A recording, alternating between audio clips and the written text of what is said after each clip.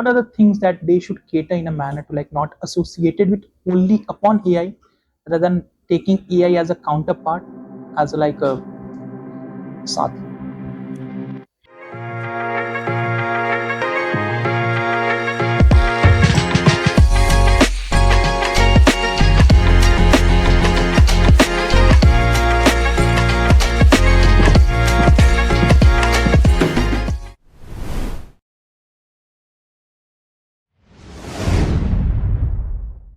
Hi, hello, namaste.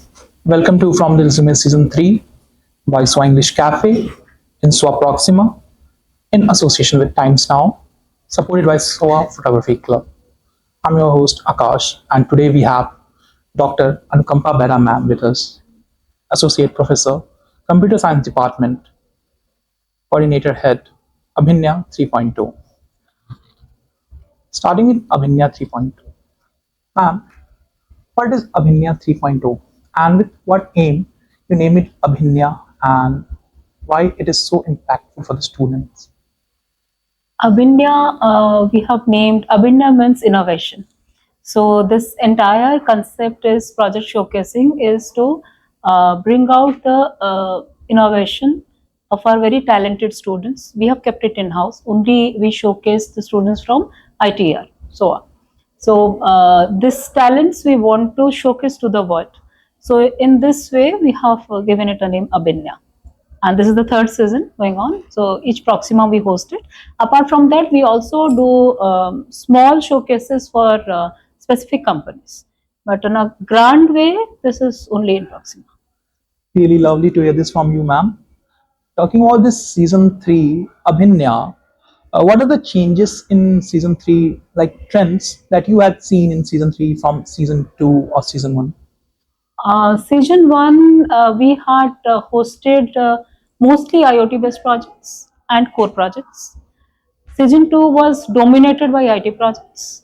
Season 3 is excellent and it's a complete, you can say it's a complete distribution. It's a wonderful distribution of projects. We have got core projects, we have got EVs, we have got web developments, we have got cybersecurity, AI, ML, anything and everything, like almost all journals we have taken care of. So that way, if you think about any category, like this time we are giving the people option, what type of project you are looking for.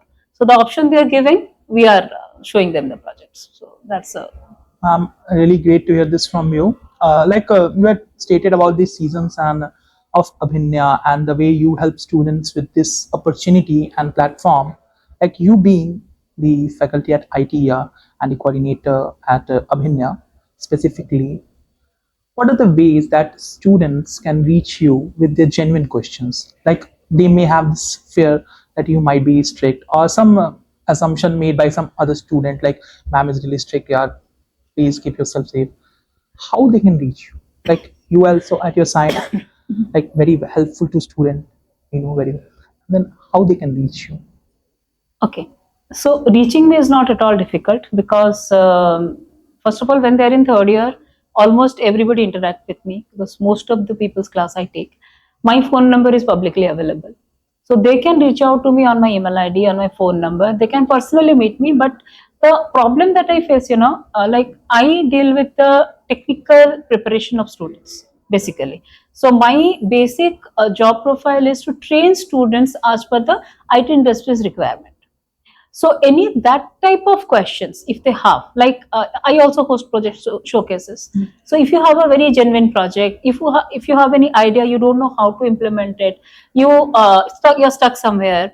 You want to go for a maybe you want to write a paper on that. You want to go for a patent for that. Any technical queries, or you're preparing for an IT company of a specific company. You want to know how the technical preparation should be. A student is in first year, second year. He or she wants to know how to put in extra effort so that smoothly his placement season will be taken care of.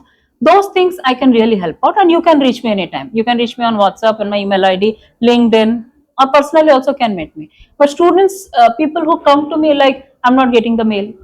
Somebody is having a trouble in admission. Somebody is having a trouble in hostel. They have made me literally the ITER inquiry counter. So that way what happens, I normally I'm drowned with so much of work. So when this type of things come, sometimes I get a little overwhelmed with that and I react. Otherwise, and second thing I don't tolerate is whenever you're coming to the class, like we are trying to, like, let me tell you, I happen to be the very first technical pre-placement trainer of Odisha. I started in 2004, so it's 21 years I've completed in this. Really great. So generations I have trained. Now we have also seen the trend in IT industry, how the questions come, what they emphasize on. So that is what I try to feed into the students, because see, everything they're learning in academics, our job is to sharpen it, right? Like I'll give you a small example. Like people do project. You have seen in Abinya many type of projects people are doing. They're doing a full stack project. I'll give you an example. They've done a web dev project. They have used, say, in a backend, they've used a database. They have used, in a front end, suppose they're using React. But my question is, somebody is asking what is the event, how you have handled it. You should be able to answer it. So what is our, the way we do it? We do it in a top-down approach. I want to create a event handler. I'll just check, I'll learn how to create an event handler. I'll take the help of maybe AI or Google. I'll cut and paste the code. My code works, my job is finished. So I don't know the underlying foundation of it. So that is what is very much required. So those things we try to do in the class. So if you're not interested, those classes are optional, no? So creating disturbance in the class, something I also get very irritated of. So that way maybe I'm a little bit strict in the class. So people have a thing like me, like ma'am is very strict and all.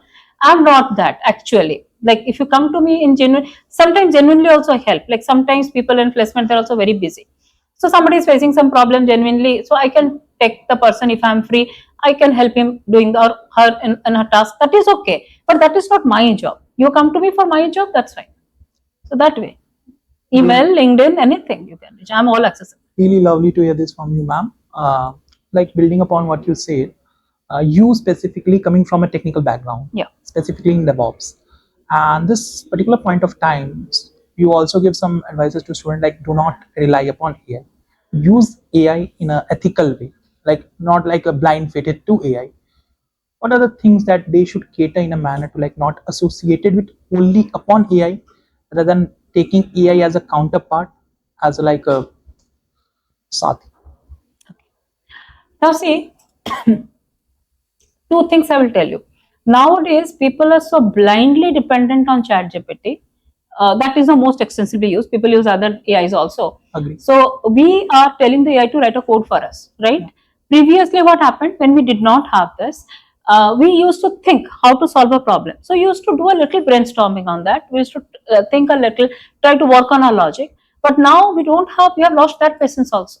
So any small thing happens, we just rely on ChatGPT, and there is no way we are verifying whether the code is correct or not because we don't know that code, right? I'll give you a very small example from my own experience. I happen to like I used to do a course on quantum computing from IISc, Indian Institute of Science, Bangalore. So there we were having our exams. We also had some assignments. So what we have done, sometimes we used to give it to the AI to verify it. So there are multiple choice questions. So the AI used to answer like critical thinking, it will give its own validations. I think the answer is C. Then the moment later, on the same thing, it's not completed yet. So you know it's C. Then it will say, no, after rethinking, I think the answer is B. And then last it will write, finally the answer is A. So that is what AI is. It can give you answer only on what it is trained on. So based on the data that has got, it's a machine, right? So you have trained the machine with different things. It has not got any analytical ability. That analytical ability that you're seeing is also being trained to the system. So blindly we can, it's not a replacement of human. So yes, where we can use it, you can use it. A wonderful thing I'll tell you, people who are preparing for companies, right? So you want to validate your CV. So what you do, you give your CV to the AI. And then I tell that on this particular profile from my CV, ask me questions. So it will generate as many questions that possible. So that will help you in that way.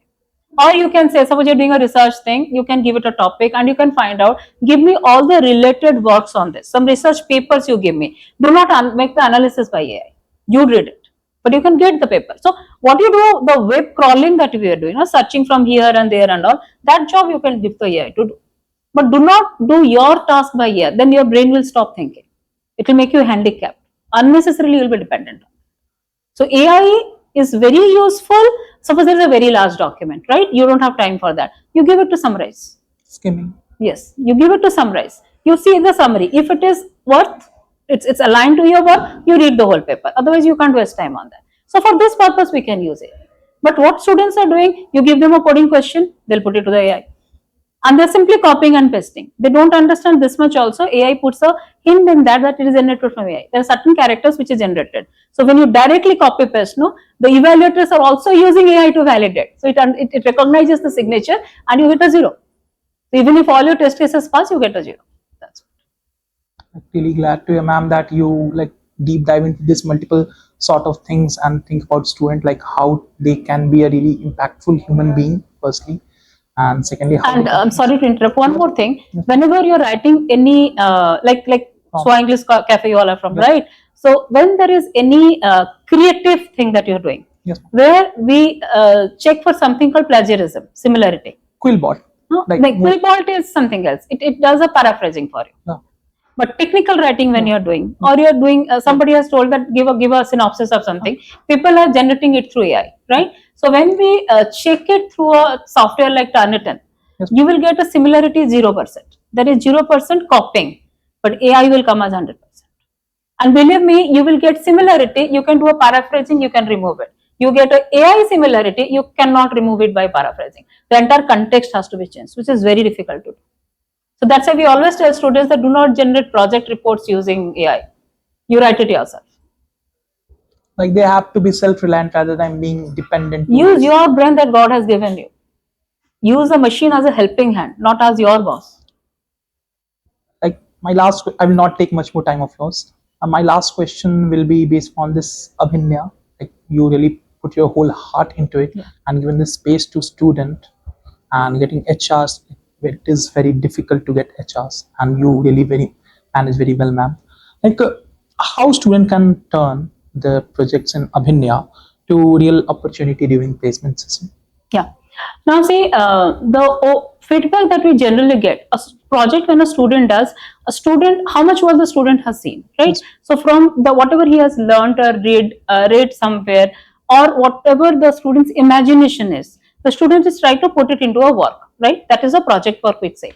But question comes that when we are pitching to the industry, like how much usable it is. So in Abinya, you can tell, this is also a message to the students who want to give their projects. So this two things we look into. One is how much different it is from what is already existing, what innovation you have. Second, what is the use case? What societies, which problem we are solving using it, and where in industry we can use it. So how can I sell something to you? Only if you can use it, right? So usability is the first criteria. Complete usability, and second is it should be unique. Like if something is already existing, either you cut upon the cost. Like we had something this time, a wheelchair. Like one product is already existing, but that costs around 50,000. But these people, what they have created, it costs only 7,000. And if you make it sophisticated, it will be 13, 14,000. So very much affordable to all class of the society, right? So that's a contribution we are doing. So this is one small example I have given. So many software projects are like that also, because there is a cost involved. So whenever you are doing a project, no, always think about selling it also. Don't think only from a developer. Also think from an entrepreneur point of view, because people whom you are teaching, no, the company who will take you, they are entrepreneurs, they are business people. So they will look into business only. So that way we have to think. Really lovely to hear from this, ma'am, and this session was really insightful, and it will help students in a way that they can find the real path through you, and Hope so. And also they'll get the knowledge that ma'am is always there to help for you, be there with your genuine problems. Teach to me with the right cause, I'm always there. 24 into 7. Night 2 o'clock also I answer students. No problem. Really lovely to hear. And that's we end this session of from the Resume Season 3.